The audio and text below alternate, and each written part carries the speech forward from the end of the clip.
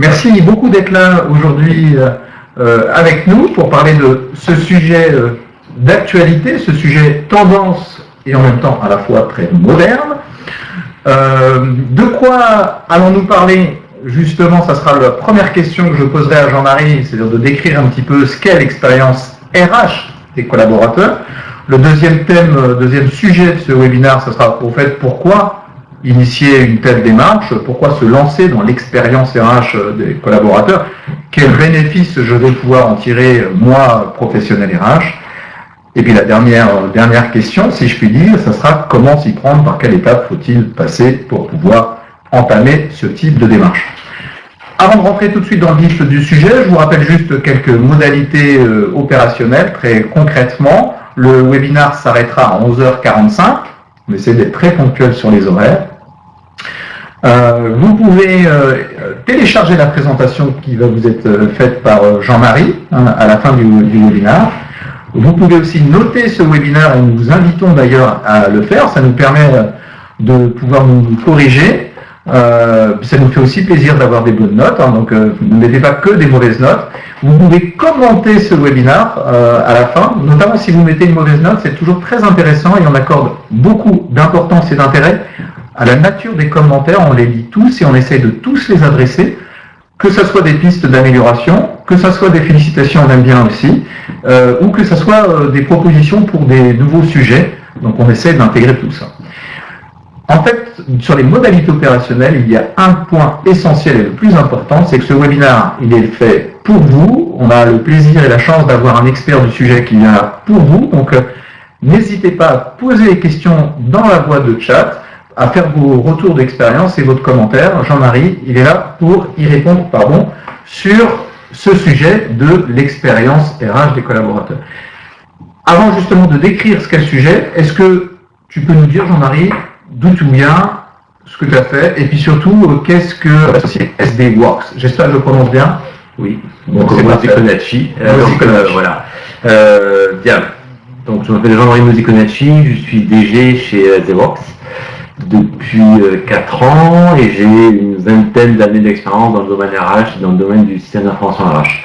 J'ai auparavant passé quelques années à l'étranger, au Brésil et en Italie, pour notre société française, et j'ai eu des directions opérationnelles et des directions marketing. Alors, direction marketing en 2 mots, c'est l'écoute des clients, et je pense que dans l'expérience RH des collaborateurs, c'est qu'il y a aussi, très important, une chose que l'on oublie parfois, c'est l'écoute des collaborateurs. SD Works en 2 mots, c'est une société qui est belge, son siège est à Anvers, on est 4600 collaborateurs, on est spécialisé dans la partie paye, gestion des temps et RH. GTA, c'est gestion des temps. Pardon, et activité. D'accord. Ouais. Gestion des temps et des activités, RH, ressources humaines, et nous sommes 170 collaborateurs en France, répartis sur 2 sites, à Paris et à Billard, près de Biarritz. À Biarritz, à Billard, nous avons nos gestions de paye et notre R&D. Je vois qu'en bas à droite, il est marqué plateforme de paye de RH, service de paye en mode SaaS ou MS. Alors, vous avez 2 questions en fait très rapides pour bien qu'on comprenne qui vous êtes. Vous êtes éditeur ou vous êtes prestataire de service? Ça, c'est la première question, ou peut-être les deux. La deuxième question, c'est quoi MS? Alors, on est effectivement prestataire de service, donc on fait la paye pour le compte de nos clients en MS, c'est-à-dire en Managed Services, ou aussi BPO, Business Process Outsourcing, appelé aussi externalisation totale. Donc, on a nos gestions de paye, et on a aussi un service qu'on appelle SaaS, pour lesquels que nos clients utilisent, donc utilisent notre plateforme qui est toujours au niveau des évolutions légales et conventionnelles. Donc on est prestataire de service, mais sur nos plateformes que nous développons nous, par notre propre équipe R&D. Vous êtes les deux en fait. D'abord un prestataire de service qui s'appuie sur nos propres solutions. D'accord.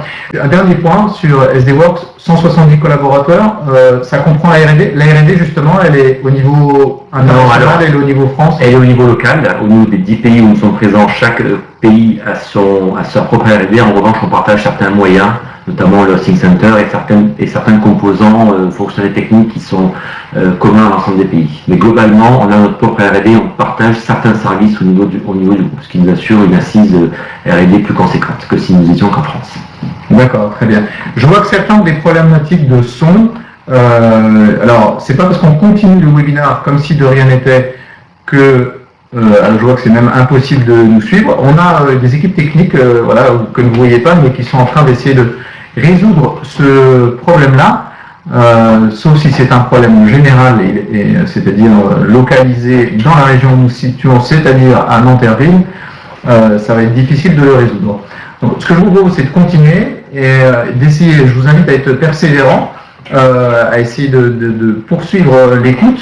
On essaiera d'être le plus clair possible. Alors, on ne vous comprend pas, trop haché, donc on va friser probablement l'image, ce qui nous permettra, voilà. On peut la friser différemment avec notre expression.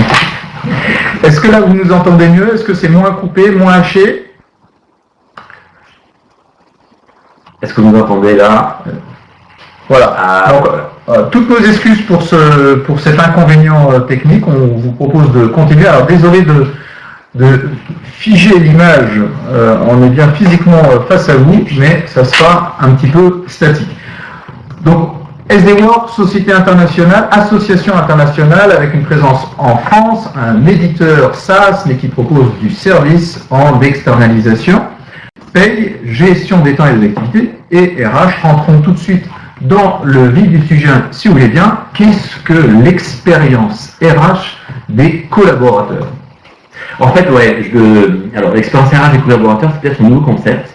Et je vais faire un parallèle avec l'expérience client et l'expérience collaborateur. L'expérience client, c'est tout quand vous achetez un service, un bien, vous cherchez votre bien, vous avez une émotion, vous avez un ressenti. Vous avez la satisfaction d'acheter un bien ou un service. Aujourd'hui, de plus en plus, donc vous rentrez dans une boutique physique, est-ce que la boutique est bien achalandée, le merchandising est correct, c'est propre, est-ce que vous avez un bon service, un bon accueil? Sur un site internet, l'expérience client, c'est est-ce que le site est facile à utiliser, est-ce que les produits sont nombreux, est-ce que j'ai mes délais de livraison qui seront bien respectés, est-ce que je suis informé, votre colis est en préparation, etc. Tout ça, ça contribue à l'expérience client. Ça, je pense qu'on connaît bien cette notion-là, en tant qu'acheteur. Après, il y a l'expérience collaborateur. Alors, l'expérience collaborateur, ce sont toutes les relations entre le collaborateur et l'entreprise, avec mes pairs, mon équipe, si je suis manager, mes collègues, mon N+1, mon N+2, mes fonctions en support, mes fonctions transverses dans la RH. Et ça, l'expérience collaborateur commence dès l'embauche, on le sait, l'onboarding, la vie d'entreprise et éventuellement la sortie, la sortie d'entreprise. L'expérience RH, il y a bien un moment où on sort de l'entreprise quand même, un jour. Il y a bien un moment où on sort de l'entreprise, plus ou moins tôt, il y a bien un moment où on sort de l'entreprise. L'expérience RH, je voudrais qu'on ait une approche très pragmatique de ce concept. Honnêtement, parfois il y a des... alors pas chez Parle RH, il n'y a pas de webinaire conceptuel chez Parle RH, mais globalement, j'entends quand même beaucoup de théories, je trouve. Et je voudrais qu'on ait une discussion ensemble sur une approche très pragmatique et très opérationnelle de ce que peut être l'expérience RH des collaborateurs. Donc globalement, l'expérience RH des collaborateurs, c'est toutes les interactions que je peux avoir avec des satisfactions, des émotions, le ressenti, des insatisfactions d'un collaborateur avec son service RH pendant toute la vie de l'entreprise. Est-ce que ça comprend, parce que là je comprends bien, c'est la relation entre un collaborateur et son service RH. Quel est le rôle du manager? En fait, pour être plus précis, c'est est-ce que l'expérience RH des collaborateurs comprend l'expérience manager des collaborateurs? Pour moi non, enfin, en tout cas pas aujourd'hui, mais pour moi non. Le manager il porte souvent de fait la fonction RH, pour autant il n'est pas service RH. Donc après, le service RH doit pouvoir donner des outils pour améliorer l'expérience collaborateur, mais pour autant, pour moi, le manager, même s'il porte de fait cette fonction-là, ne fait pas partie de cette expérience RH que les collaborateurs doivent avoir avec leur service RH. Ok, c'est très clair. Expérience client, expérience collaborateur et expérience RH des collaborateurs qui ne comprend pas l'expérience manager, en tout cas. Non. C'est pas pour autant que vous n'y accordez pas d'importance, mais là ce dont on parle, c'est l'expérience RH des collaborateurs, c'est-à-dire le lien entre le collaborateur et son service RH. Est-ce qu'on peut rentrer un petit peu plus dans le détail sur ce dont on parle, c'est-à-dire quels sont les piliers, là je vois les 3 piliers de l'expérience RH des collaborateurs? En fait, oui, alors il y en a 3, selon moi il y en a 3. Il y a tout ce qui est relations actives, réactives et proactives. Dans les relations actives, je mettrai tout ce qui est le socle de base, que sont la paye, la gestion des temps et le déclaratif. Dans ces relations actives, je crois que je suis assez bien placé pour en parler. Je trouve que c'est un service qui est parfois très difficile, au niveau, vous faites un travail remarquable tous les jours pour assurer une paye conforme à l'heure.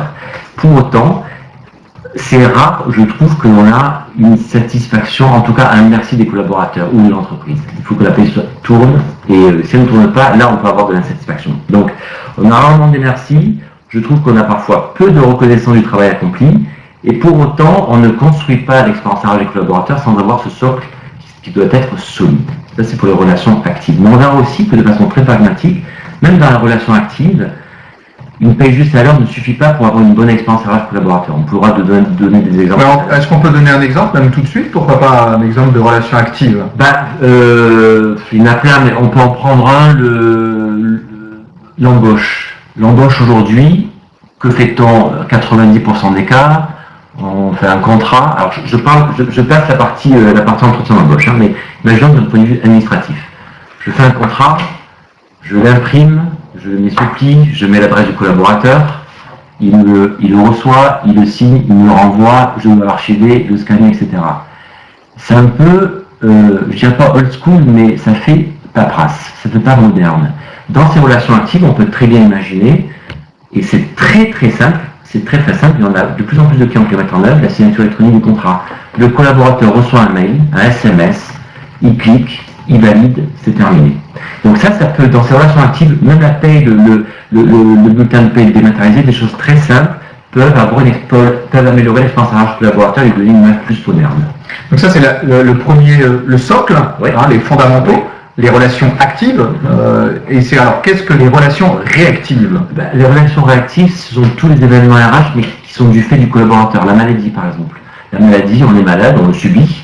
Donc ce n'est pas l'entreprise qui a l'initiative d'une relation réactive, c'est le collaborateur, il est malade. Mais on peut aussi très bien transformer la maladie en expérience RH réussie, par exemple.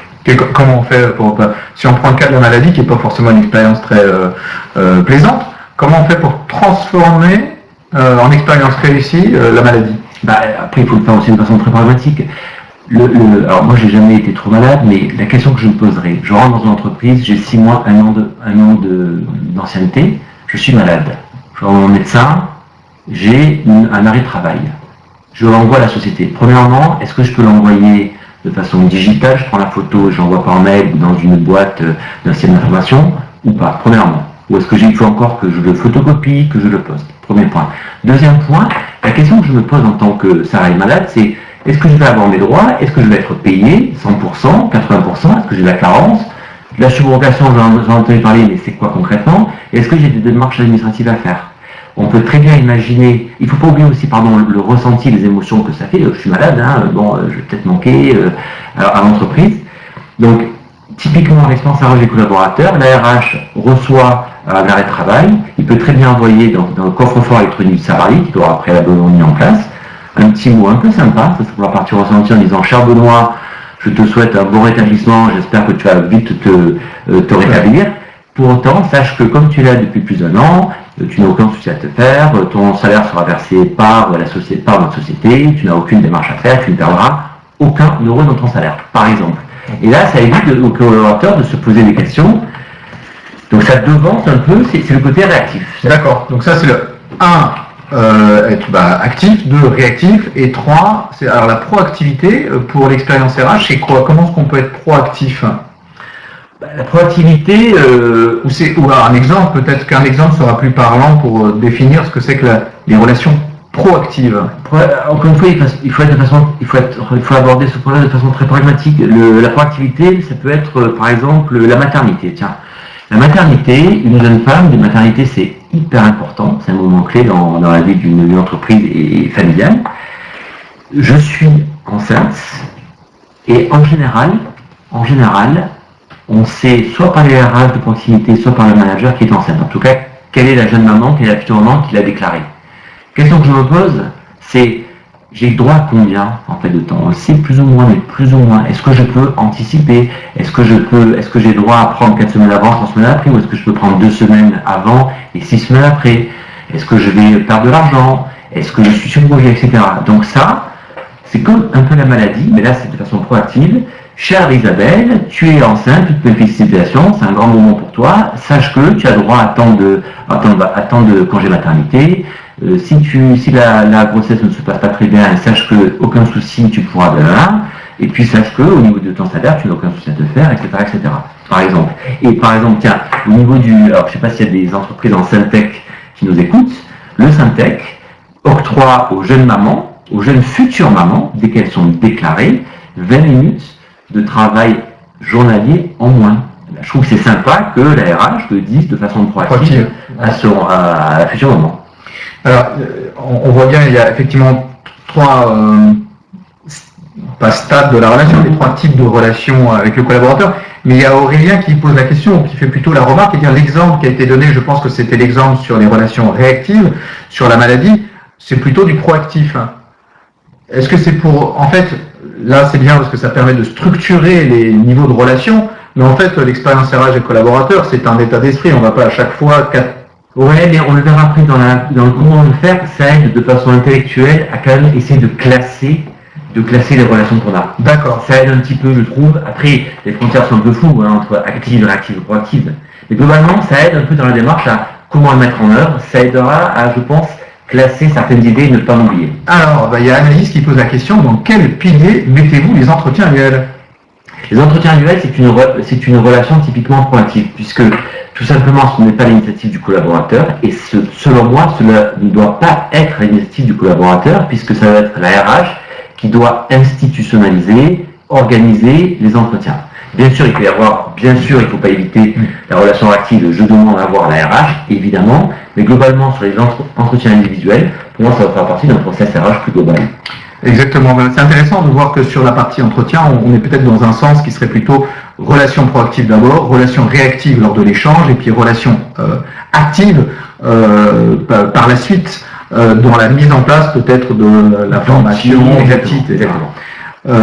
Alors, justement, n'hésitez pas à continuer à vous poser vos questions. J'ai bien noté qu'il y avait un problème de son, on y reviendra à la fin du webinaire pour pouvoir vous proposer peut-être un webinaire complémentaire. Oriane te pose la question tout de suite. Allez, on en prend une. Comment créer des relations proactives avec des contrats saisonniers? Alors là, c'est très précis. Ouais, alors les contrats saisonniers, c'est un domaine que l'on connaît un peu chez SD, puisqu'on a pas mal de clients en fait qui ont des contrats saisonniers. Le contrat saisonnier sont des populations qui sont en effet assez volatiles, qu'il faut fidéliser et auxquelles il faut absolument faciliter toute la partie administrative. Et typiquement, une relation proactive avec les contrats saisonniers, ça peut être déjà, il y a des saisonniers qui reviennent par exemple. Il n'y a rien de plus pénible de voir pour un saisonnier qui revient d'une saison sur l'autre, redonner ses situations personnelles, son adresse, sa banque, etc. Donc la chose que l'on peut faire pour un contrat saisonnier, c'est faire du onboarding digital. Par exemple, donc j'ai son adresse mail, il est déjà là, je lui envoie un mail, il clique dessus, il a déjà toutes ses données, c'est quand même sympa de retrouver, de voir que la société pour laquelle j'ai déjà travaillé ne m'a pas oublié. Éventuellement sur le site internet, donc ça c'est le système RH qui le permet, je peux modifier mon adresse, j'ai déménagé mon banque, je clique et le formulaire de onboarding est automatiquement renvoyé au service RH qui va après l'intégrer. Donc ça évite toute une paperasse. Et derrière après, une fois qu'on a tous ces éléments, c'est la même chose, c'est le contrat électronique qui est soumis à la signature du travailleur saisonnier. J'espère que cette réponse vous convient, Oriane. Sarah te pose la question suivante. Les dispositions d'une convention collective peuvent-elles être intégrées à SD-Works? Alors, SD-Works, c'est la société. Je ne sais pas ce que ça signifie. En fait, c'est intégré au sens de la prestation de service. Bien sûr, c'est ça? Oui. Alors, la convention collective, bien sûr, après, au niveau de la paye de la RH, sont intégrées après, bien sûr, dans le service paye et RH que nous gérons pour nos clients. Absolument. Ok, et je vois aussi la question de Khadija. Et après, on poursuivra notre propos, mais j'en oublie pas les questions de Marie-Laure ou d'autres. Concernant les trois piliers de l'expérience RH, et principalement le premier, les relations actives, Est-ce que cela concerne les systèmes d'information qui permettent de faciliter les échanges entre RH et collaborateurs? Merci Khadija d'avoir posé la question. Alors moi, moi je trouve qu'il y a un gap énorme technologique entre le monde de l'entreprise et quand je retourne à la maison. Moi à la maison, je fais tout sur Internet. Même maintenant, les impôts, carte d'identité, permis de conduire, passeport, etc. Je fais tout. La mutuelle, je fais tout. Avec des sites qui sont hyper bien faits, digitaux, etc. En septembre, ma fille, 23h, elle me demande son attestation scolaire parce que c'est la dernière à ne pas l'avoir donnée. Elle ne me l'avait pas demandé, 23h. C'était pour le lendemain. Bon, je suis à la Maïf, je ne fais pas de pub, mais je suis à la Maïf, je me connecte, je demande l'attestation de scolarité pour Julia, l'assurance, je clique, je télécharge, j'imprime, c'est terminé. Ça, en général, on ne le retrouve jamais en entreprise. Tous les systèmes financiers, même de notes de frais. Notes de frais, ça commence un peu à poindre le bout de leur nez d'un point de vue facilité de fonctionnement. L'ARH, je trouve qu'il y a un gap énorme technologique entre ce qu'on a à la maison et ce qu'on a en entreprise. Et justement, Khadija, à mon sens, l'ARH doit mettre en place un système d'information qui permet de faciliter, de fluidifier, mais de façon active, de faciliter tous les flux, les demandes de renseignements, les documents qu'on va mettre à disposition des collaborateurs. Alors, c'est justement ce dont je vous propose de continuer. Encore une fois, je n'oublie pas vos questions, continuez à les poser, on les a bien notées. Mais je voudrais juste continuer poursuivre un petit peu le webinaire sur, là on a bien compris ce que c'était, les 3 piliers, le fait que ce soit presque, j'ai envie de dire, un sous-ensemble de l'expérience des collaborateurs, de l'expérience RH des collaborateurs, c'est le lien avec la fonction RH, avec les services RH. J'ai compris ce que c'était, mais pourquoi j'irais, moi, professionnel des RH? C'est quoi mon bénéfice à initier, mettre en place ce type de démarche? Honnêtement, au niveau de la RH, et encore une fois, je suis très admiratif de tout le travail que font nos services RH, nos clients au niveau de la RH et de la paye. Donc, pour autant, on a tous entendu dire, mais que fait la RH, ils se sont encore plantés, franchement. Et les relations, je trouve, au niveau professionnel sont suffisamment compliquées pour pas rajouter des petits cailloux, c'est long, c'est compliqué, j'ai demandé une attestation, elle n'est pas arrivée, mon contrat, il y avait encore une heure, etc. Donc, essayons de gommer déjà tous ces petits malaises qui peuvent survenir entre relations RH et collaborateurs. C'est ce que tu appelles le syndrome du petit caillou. C'est tout ce qu'on va demander au collaborateur et envoyer une attestation, c'est compliqué, le contrat il s'est perdu, il n'est pas revenu, il n'a pas été signé, des choses comme ça. C'est très simple, c'est très simple. Mais ça, il faut éviter justement de provoquer ces petits cailloux-là. Ok. Deuxième bénéfice? Après, il y a l'effet gain de temps. Alors, juste, pardon, je te coupe parce que sur l'effet gain de temps, en fait, ça fait 20 ans qu'on dit que, il y a 20 ans, c'était les nouvelles technologies, les DMTIC de l'information et de la communication. Avant encore, c'était l'informatique, maintenant le numérique, puis le digital. Ça fait 20 ans qu'on dit qu'on va gagner du temps. Alors, je ne suis pas tout à fait d'accord. Non. Ça fait au moins 30 ans. Pardon. Quand j'ai commencé dans le secteur... Je suis prêt à la contradiction, en fait. Je t'arrête, je te coupe un peu dans ton au moins 10 ans qu'on en parlait. D'accord. Mais on va vraiment gagner du temps. Mais oui, on va gagner du temps. Regardez, en fait, on va faire le comparatif entre l'administration fiscale, sociale de la boîte, de la France, et le service RH. Aujourd'hui, on ne fait plus que, et l'administration est arrivée à fluidifier, digitaliser et donner des services aux citoyens que nous sommes. Pourquoi la RH n'y arriverait pas? Et aujourd'hui, je trouve qu'il commence même à y avoir un écart entre ce qu'apporte la fonction RH ou les collaborateurs et ce que apporte l'administration, ce qui est quand même un comble. Donc je pense qu'on peut y arriver. Ok, donc on va gagner du temps. On va gagner du temps. Et qu'est-ce qu'on va en faire ce temps? Ce temps, ça va dans le compte de résultats? Non, surtout pas. Et ça ne permettra pas de partir peut-être plus tôt. En revanche, ça permettra de se focaliser un peu sur les relations humaines. On peut faire du digital et éviter toute la partie perte de temps pour se concentrer aux relations humaines. Ok, donc évitons le syndrome du petit caillou dans la chaussure. Gagnons enfin du temps, j'ai envie de dire. Et troisième point, l'effet waouh. Alors l'effet waouh, peut-être que j'exagère peut-être un peu, mais globalement, l'objectif de cette démarche, quel serait-il? Ça serait d'arriver à faire dire à nos collaborateurs, en fait ma RH elle est top. Elle est top pour plein de choses. Elle a mis en place des choses, elle a mis en place un système d'information qui fonctionne, elle est hyper réactive. Chaque fois que j'ai une question, je le retrouve dans un système d'information, c'est digitalisé. Et après, elle est toujours disponible du coup pour parler, pour échanger de façon relationnelle avec des problèmes de manager que je peux avoir, etc. En fait, c'est une DRH talentueuse, enfin rigoureuse et talentueuse. En fait, ce que permet la démarche d'expérience collaborateur, c'est de retrouver une forme de, presque j'ai envie de dire, de réinsuffler ou une espèce de renouveau de la DRH. Ouais, c'est comme ça. Alors là, tu disais, je suis très terrien, très pragmatique et on évite tes propos conceptuels, mais il y a un peu de ça quand même derrière la démarche. Il faut alors côté terrien, on va peut-être y revenir, mais il faut qu'à un moment, la RH, il faut que les collaborateurs puissent effectivement voir concrètement l'apport de la RH.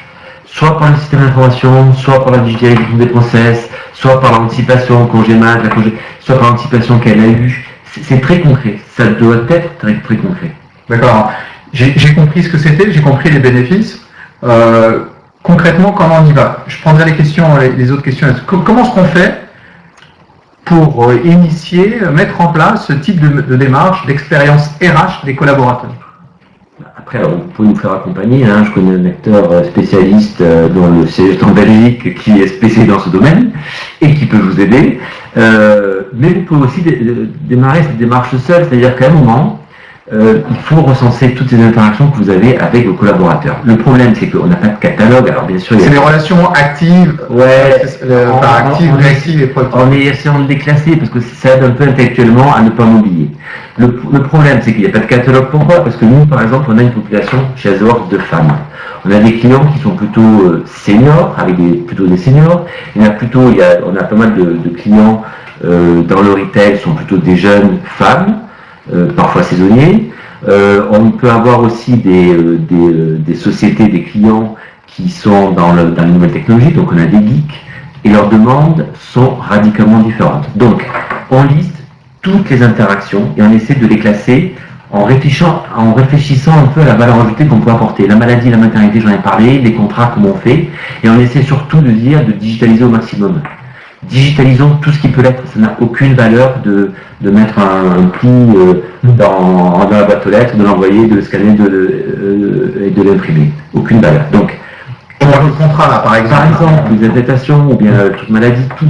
Donc, on recense toutes les interactions, on digitalise au maximum, et après, je trouve que la difficulté, c'est plus dans le côté proactif. Qu'est-ce que je peux faire? Donc ça, c'est un peu plus une approche marketing.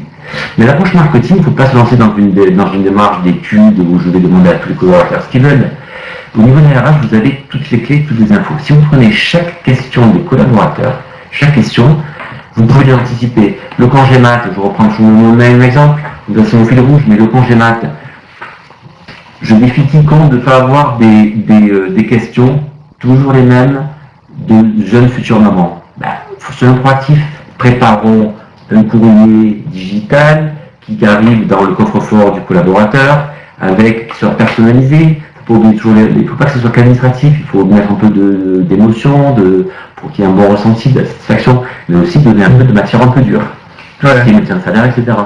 C'est faire preuve d'équilibre entre effectivement de l'information technique et de l'émotion. L'expérience, c'est aussi du ressenti, et on peut être diffuseur d'une bonne expérience au travers de ces questions, technico-juridico-comptables, paye, RH, avec la proactivité. En fait, ce qui marche sur la maternité, ça marche aussi, je suppose, sur la paternité, sur le mi-temps thérapeutique, c'est un excellent exemple, la paternité. Je pense que les hommes sont un peu oubliés parfois dans les congés mat. On a un congé paternité. Alors moi, j'ai plus l'âge d'avoir 2 enfants, mais quand j'ai eu, alors je crois que j'ai été un des premiers à bénéficier du congé paternité à l'époque. Donc à l'époque, on perdait de l'argent en tant que jeune papa. Je crois qu'on n'avait pas, on avait juste la sécu, je crois, ou le plafond de la sécurité sociale. Et la boîte dans laquelle j'étais ne maintenait pas le salaire. Je crois que ça a changé depuis. Maintenant, je ne sais plus. Je serai jeune papa. Je reçois une lettre en disant j'ai su que tu étais jeune papa, que tu allais être jeune papa, félicitations, tu peux prendre un congé maternité. Et voilà. Paternité, pardon. Ouais. Et voilà tes droits et félicitations encore. Il y a un peu de ressenti, un peu d'émotion, mais il y a un peu aussi de caractère un peu de science RH, quoi, dur, administratif. Donc, je recense toutes les interactions et j'essaie de les classer en actifs, réactifs et proactifs. Je digitalise au maximum parce que c'est ça qui a de la valeur, c'est de gagner du temps pour me concentrer sur, enfin c'est 100% digital, 200% humain, pour se reconcentrer justement sur la relation que j'ai identifiée. Et j'essaie d'anticiper au maximum, au regard de toutes les questions que j'ai pu avoir, c'est la troisième étape, de penser, de concevoir toutes les relations proactives pour d'une certaine manière les modéliser. Ça, c'est la démarche par laquelle passer. Moi, imaginons que je sois DRH d'une entreprise de 1000 salariés, prenons le Syntec, enfin peu importe, combien de temps ça me met et combien de temps ça prend de faire ça, vous qui avez l'expérience chez Deloitte là-dessus, combien de temps ça prend et puis même combien ça me coûte pour être très concret. Alors combien de temps ça prend? En fait, je pense qu'il faut avoir un système d'info qui soit intégré à la paye. Il faut oublier quand même que c'est dans la paye qui est le système, on va dire, le plus fiable de l'entreprise. On a les adresses, enfin, les informations des collaborateurs sont fiables dans la paye. Donc il faut bâtir ce système-là d'expérience RH autour de la paye. Après, ça doit être le système maître. Ce que tu dis, c'est que la paye doit être le système maître. Après, concrètement, je pense que si vous venez changer le système de paye, vous n'allez pas vous lancer dans un projet de renouvellement de votre système de paye qui intégrerait cette relation RH des collaborateurs avec des process digitaux.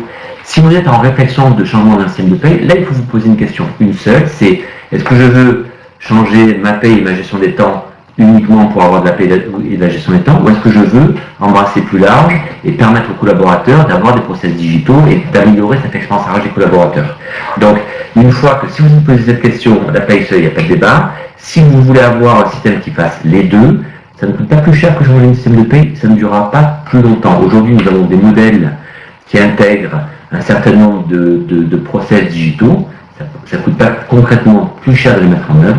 Ça ne prend pas concrètement plus de temps. En revanche, il faut se lancer dans une démarche globale de SI-RH au sens large, paye, gestion des temps. Je vais le redire autrement, c'est en gros, si je veux initier une démarche d'expérience RH des collaborateurs, je passe par ces trois étapes-là, mais il faut que je m'appuie sur un système de paye. Soit j'ai un système de paye classique, oui, mais dans ces cas-là, je n'ai pas d'expérience RH des collaborateurs. Ou on peut l'avoir, mais de façon plus manuelle. D'accord, voilà, ouais, enfin, ok.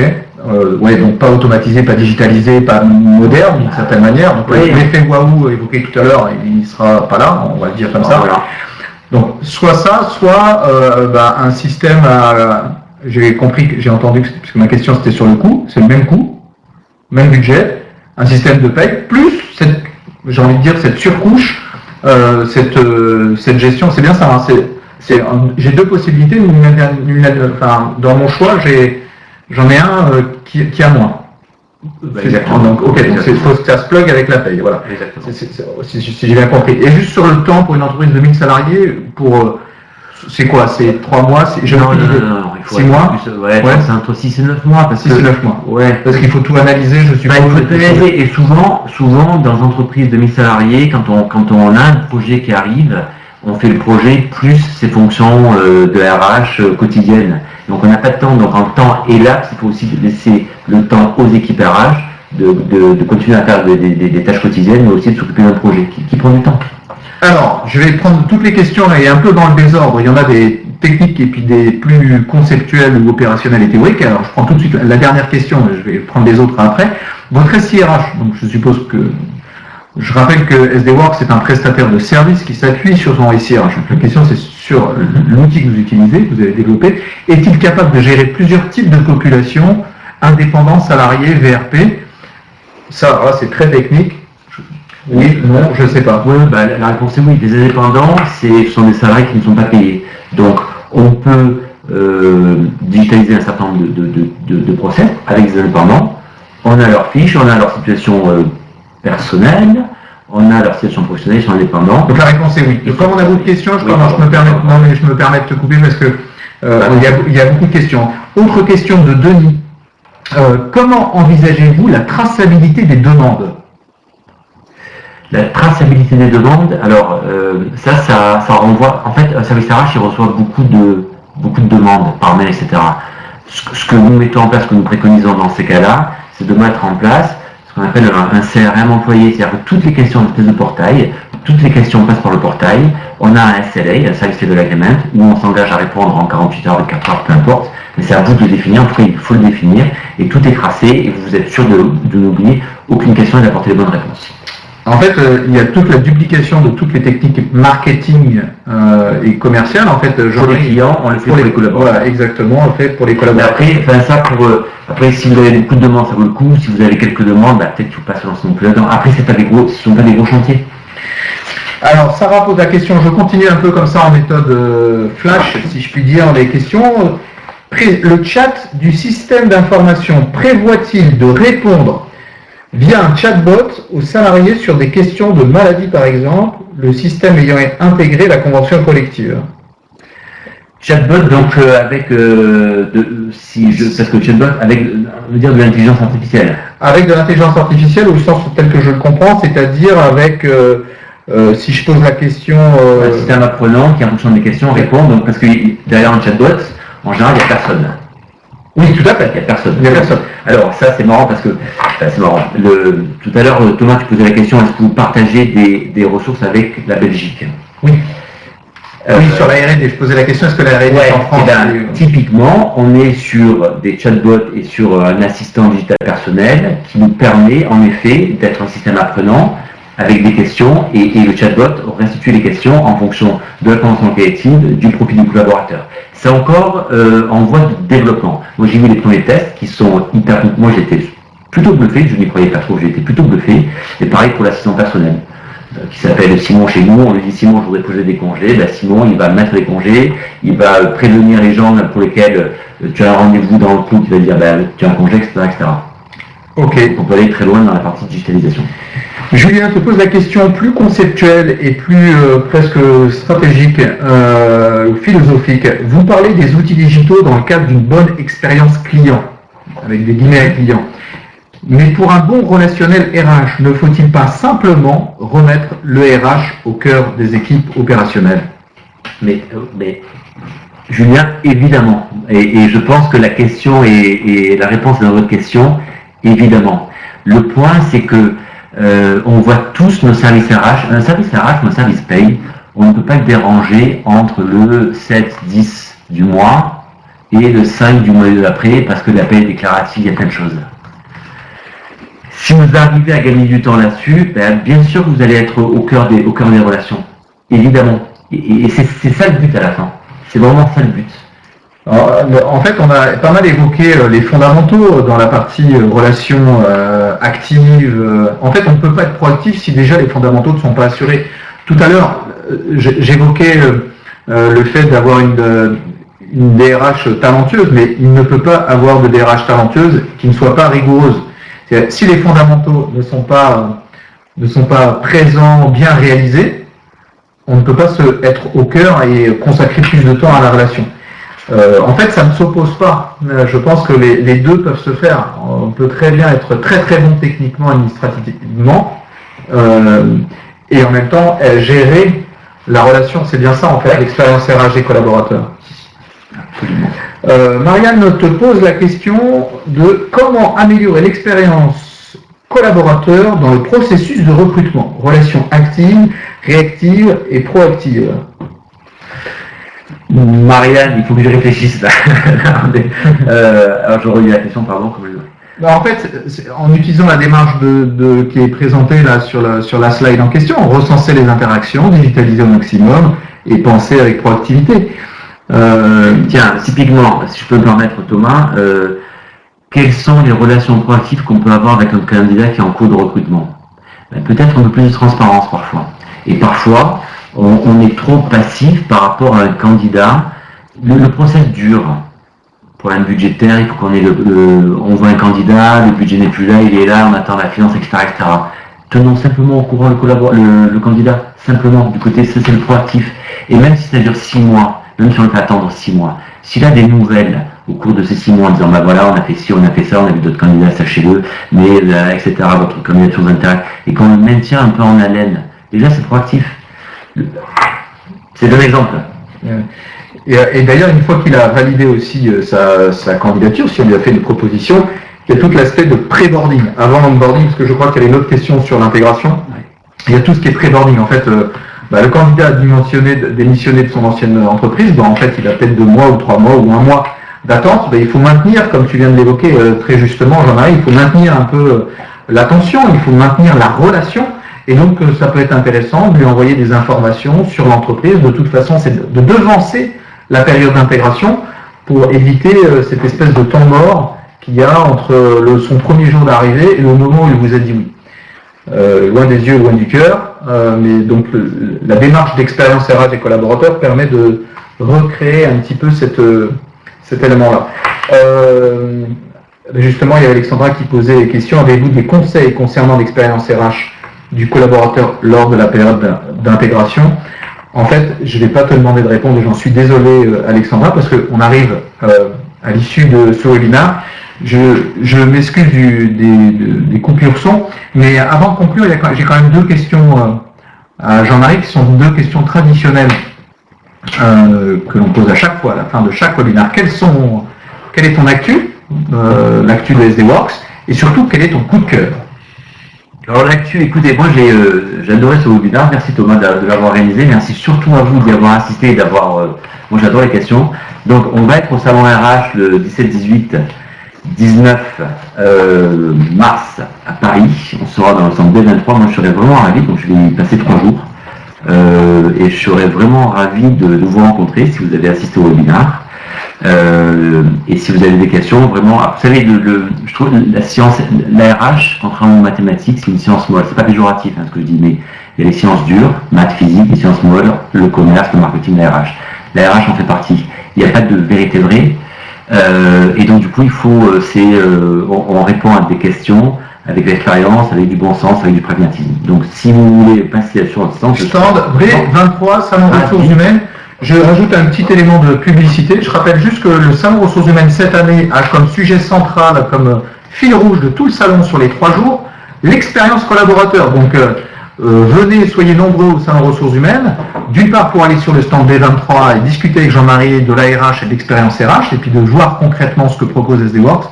Et puis d'autre part, vous pouvez aussi venir en stand B02 où il y aura Parlons RH et toute l'équipe Parlons RH.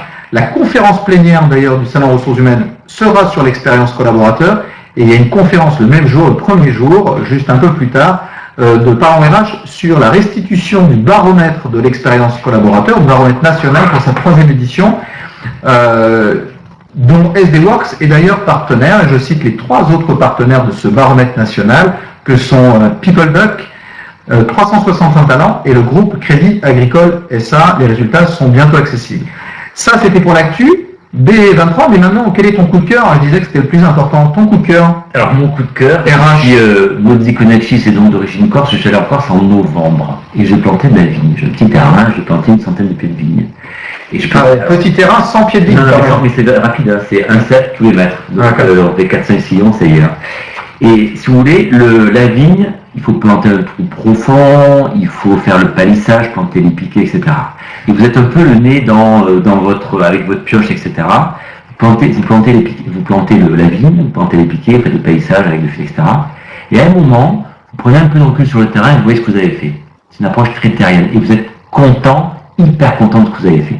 Et je trouve que sur la RH, parfois, il faut aussi être très pragmatique et avoir une approche un peu terrienne. Et à la fin de l'année, si vous retournez sur l'année qui s'est passée et dites, tiens, j'ai mis en œuvre tout ça, je pense que c'est vraiment satisfaisant. Plutôt que d'avoir parfois des approches un peu théoriques, retournons au pragmatisme, retournons à une approche terrienne de la RH et donnons vraiment des choses que les collaborateurs peuvent apprécier.